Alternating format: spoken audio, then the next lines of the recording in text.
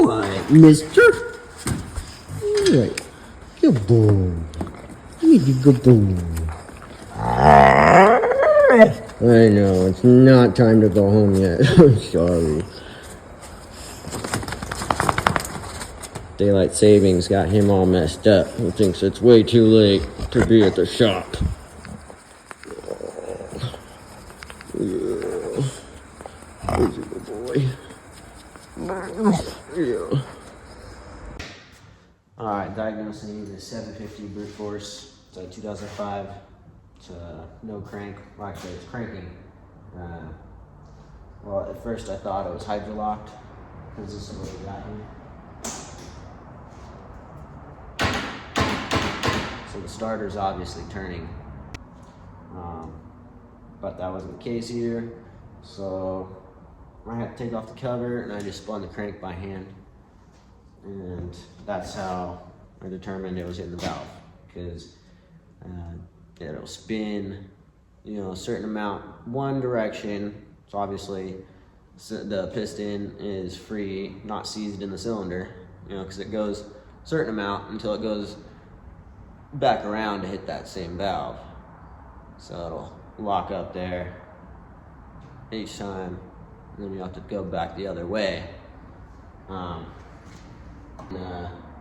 A different perspective if I didn't know what I know. Because to me, right when it came in, it just sounded like a hydrolock, and like 100% it was either a hydrolock or hitting a valve. Like I could hear that piston being, everything working up until that point where the piston was hitting. So I just knew that off the bat. But if you didn't have any experience like that, you would test the starter, and then there would be power there. And so you would probably feel the relay clicking, there'd be power out the starter. You would assume that all the electrical part is working correctly. Then you would want to go into the motor. And so it's locked up, So if the starter isn't working, either the starting system circuit isn't working or the motor's locked up. So now you got to figure out how the motor is locked up. Is it between the starter and the flywheel and the crank? Is it, in this case, valve hitting? So the reason why I know it's a valve is because I took out the spark plugs, and at that point a hydrolocked engine would just start dumping that fuel or water or whatever is in there, just dump it out, and then you would be good to go. But still locked up after I took the spark plugs out. So then I took the cover off of the pull start here, or the stator side, and I'm just exposing the crank bolt here so I could turn it manually. And so turning it manually, it's locked up one direction, it's already hitting that valve, but you can go the opposite way, and you can tell that everything is freed up. The piston's not seized in the cylinder, all the gears in between the starter and the crank are all good, but then it just hits again. So that's a full, what would that be, 180 rotation. So until it hits again, so you can just, that's a valve, jump timing, or a valve dropped from a broken spring keeper. So there's a lot of different scenarios this could have happened.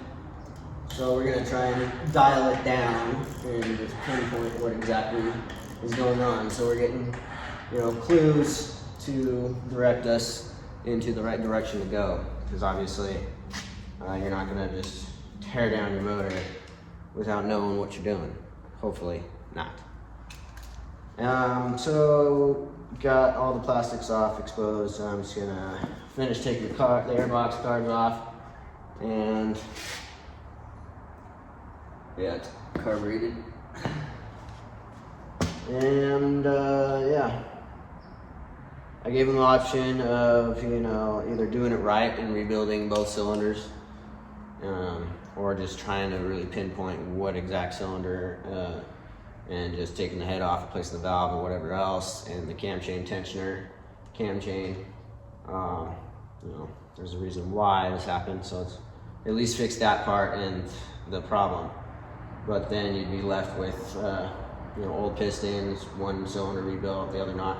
So there's only one way to do this correct, and that's the expensive way.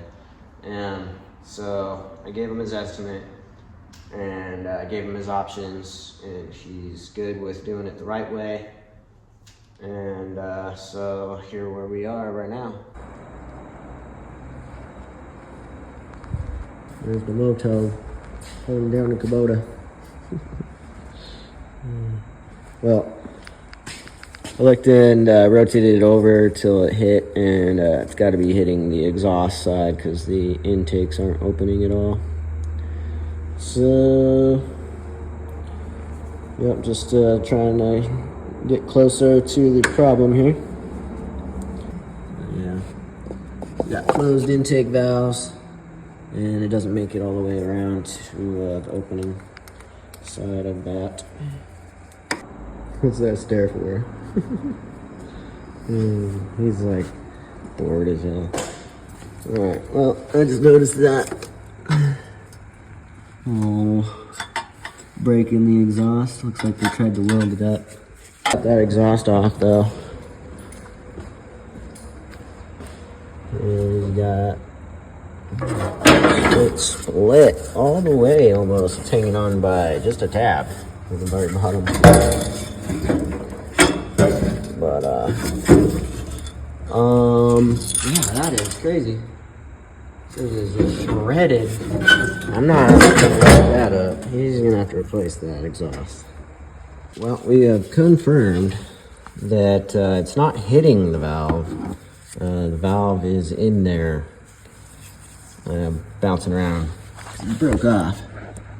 So I'll let this camera focus for a minute. I gotta get the light.